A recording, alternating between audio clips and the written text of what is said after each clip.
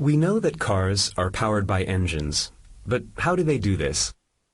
The rotating motion of an engine's crankshaft is transmitted to the wheels by the drive shaft. The gearbox changes the number of rotations of the driven wheels during one turn of the crankshaft. In low gear, the output of the engine is high, but the speed is low. In high gear, the car is faster and uses less fuel, but accelerates more slowly. The most common type of engine used in cars is the four-stroke Otto engine. It converts the alternating vertical motion of the pistons into the rotation of the crankshaft.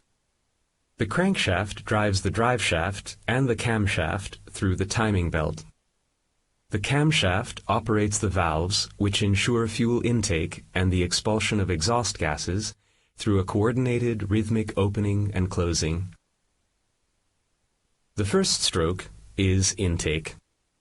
The piston moves downwards, decreasing the pressure in the cylinder.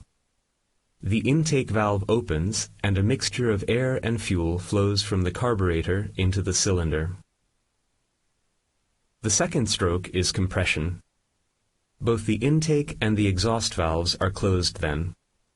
The momentum of the crankshaft and the counterweight causes the piston to move upwards, compressing the mixture of air and fuel, and thereby increasing its temperature. The third stroke is the power stroke. The spark plug ignites the compressed, heated mixture of fuel and air. The explosion pushes the piston down.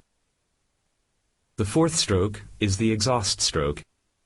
The piston moves upwards, the exhaust valve opens, and the exhaust gases are expelled. As you can see, the linear motion of the piston is converted into the rotating motion of the crankshaft in the engine.